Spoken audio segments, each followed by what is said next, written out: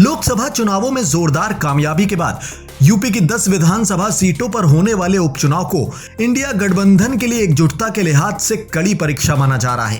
कांग्रेस ने उपचुनाव से गुजरने जा रही 10 सीटों में से 5 पर दावा किया है। अब सबकी निगाहें इस बात पर टिकी हैं कि कांग्रेस और समाजवादी पार्टी के बीच उपचुनावों के लिए सीटों के बंटवारे पर सहमति बन पाती है या नहीं। वैसे तो समाजवादी पार्टी और कांग्रेस के नेता दावा कर रहे हैं कि वो भाजपा को हराने के लिए साथ मिलकर चुनाव लड़ेंगे, लेकिन उत्तर प्रदेश के मुख्य विपक्षी दल समाजवादी पार्टी ने अभी तक यह साफ नहीं किया है कि वो कांग्रेस को 5 सीटें देगी या नहीं।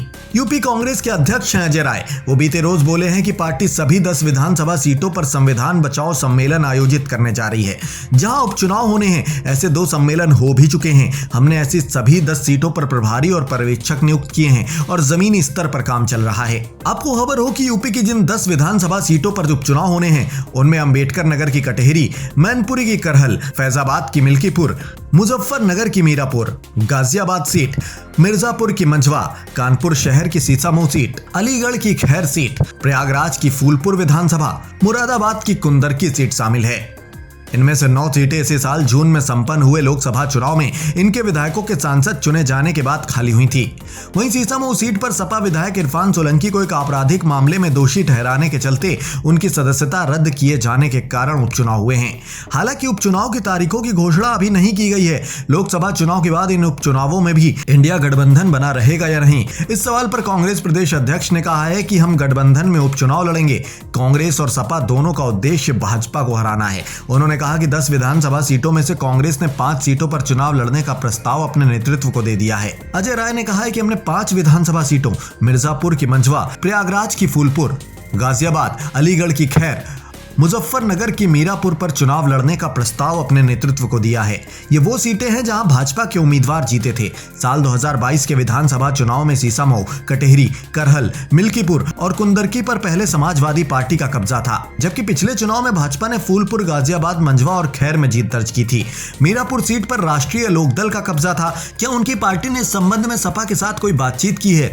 अजय राय बोले कि हमारी एक बार बैठक हुई थी जिसमें इस पर चर्चा हुई थी। हमने नेतृत्व और अपने उत्तर प्रदेश प्रभारी अविनाश पांडे को इस बारे में बता दिया है। ये पूछे जाने पर कि क्या वो उपचुनाव तक गठबंधन जारी रहने की उम्मीद करते हैं, राय बोले हैं कि ये 100% तय है। इस साल हुए लोकसभा चुनावों में इंडिया गठबंधन के सहयोगियों में सपा ने अभूतपूर्व प्रदर्शन करते हुए उत्तर प्रदेश की 37 सीटें जीती थी, जबकि कांग्रेस को 6 सीटें मिली थी। वहीं बीजेपी को 33 सीटें हासिल हुई थी, जबकि उनके सहयोगी राष्ट्रीय लोकदल और अपना दल को 2 और 1 सीट मिली थी। वहीं आजाद समाज पार्टी ने भी 1 सीट जीती थी। उधर सपा के राष्ट्रीय प्रवक्ता और सचिव राजेंद्र चौधरी ने आगामी उपचुनाव में कांग्रेस से तालमेल के सवाल पर कहा कि ये बैठकर तय किया जाएगा, राष्ट्रीय नेतृत्व ही इस बारे में तय करेगा। वो बोले हैं कि हम उपचुनाव के लिए पूरी तरह से तैयार हैं। इंडिया गठबंधन सभी 10 सीटों पर जीत हासिल करेगा। चौधरी ने दावा किया है कि इस बार बीजेपी मतदान केंद्रों पर कोई गड़बड़ी नहीं कर पाएगी। उन्होंने कहा कि हम बूथ स्तर तक अपनी तैयारी कर रहे हैं और इस स्तर पर अपनी पार्टी को मजबूत बनाने पर जोर दे रहे हैं। करहल विधानसभा सीट सपा प्रमुख अखिलेश यादव के कन्नौज से सांसद चुने जाने के कारण खाली हुई थी, जबकि कटेहरी सीट पार्टी के लालजी वर्मा के अंबेडकर नगर लोकसभा सीट से लोकसभा चुने जाने के कारण हुई है। अयोध्या से लोकसभा के लिए चुने जाने के बाद मिल्कीपुर से सपा विधायक अवधेश प्रसाद के इस्तीफे के चलते ये सीट खाली हुई है। वहीं संभल लोकसभा सीट के लिए चुने जाने के बाद सपा नेता जियाउर रहमान बर्क की मुरादाबाद की कुंदरकी विधानसभा सीट खाली हो गई है।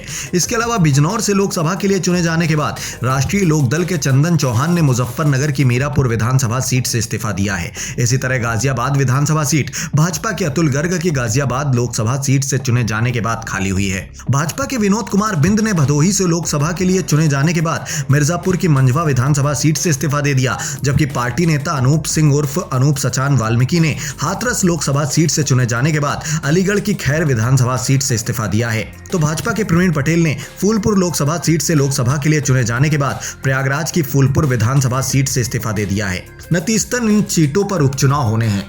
खैर दोस्तों, आपको क्या लगता है, इन उपचुनावों में इंडिया गठबंधन वजूद में रह पाएगा या नहीं? अपनी कीमती राय कमेंट बॉक्स में जरूर बताएं। साथ ही उत्तर प्रदेश से जुड़ी ऐसी तमाम खबरों से खुद को अपडेट रखने के लिए वीके न्यूज उत्तर प्रदेश के अलग अलग डिजिटल प्लेटफॉर्म से आप यूं ही जुड़े रहें।